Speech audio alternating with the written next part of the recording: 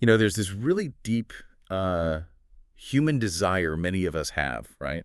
To spend our final days, maybe even pass away in our own homes, familiar surroundings. Definitely. It's a strong preference for a lot of people. But how realistic is that, really? Especially now, with how complex healthcare can be. That's the core question. So today, we're doing a deep dive into that. We're looking at a crucial new scoping review published just this year. It's basically a big look at all the existing research, and it focuses on the people making this possible, the nurses providing that end-of-life care at home, often unsung heroes, really. Truly. Our mission here is to unpack what's really going on, the challenges, the dedication, the whole complex picture behind this compassionate care. Okay, let's unpack this. It's such a vital topic. And this review, well, it pulled together 13 different studies from places like the UK, Norway, Japan. A good spread then. Yeah, and it confirms what we suspected. Demand for dying at home is definitely rising. Right. And community nurses are absolutely pivotal in making that happen. Okay, so demand is up. But what hurdles are these nurses facing? The review must have highlighted some major issues. What's the first big one? It pinpointed 5 key areas. And the first, resource limitations.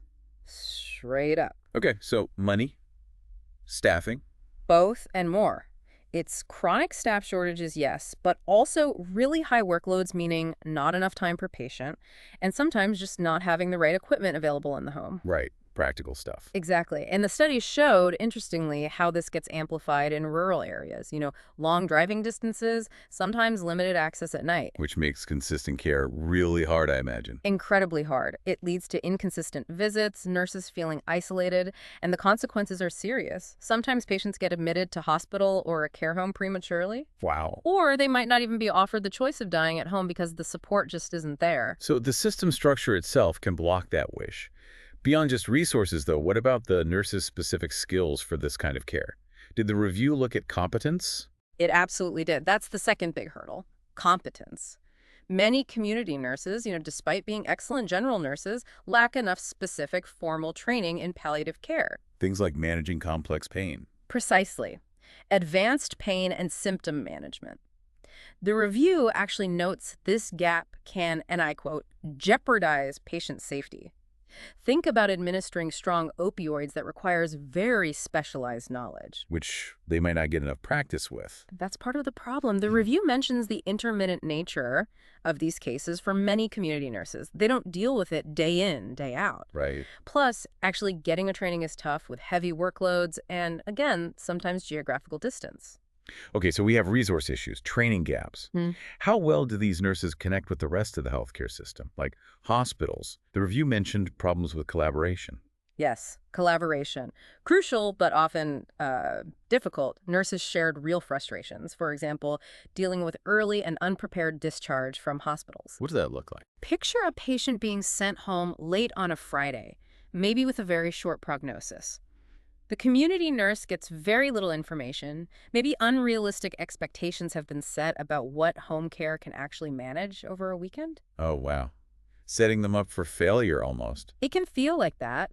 Sometimes hospital staff don't fully grasp what's feasible at home. They might promise services that just aren't available. And the result? Too often, the patient ends up being transferred back to the hospital or to a nursing home. They don't get to die at home simply because the care wasn't properly coordinated. It sounds like such a tough environment to work in. Systemic pressures everywhere. It really is. Yet the review also talks about the nurses' remarkable dedication despite all this. How does that show up? It really does shine through. They call it flexibility as a coping mechanism. These nurses consistently go above and beyond. Like working extra hours. Yes. Skipping breaks, unpaid overtime, even giving out personal phone numbers so families can reach them. In some really profound cases, nurses actually sleep over at patients' homes to ensure care through the night. That's incredible commitment. It's driven by a deep desire to achieve what they see as a good death for their patients, a real personal sacrifice when the system itself is lacking. Amazing. But nurses aren't doing this alone, right?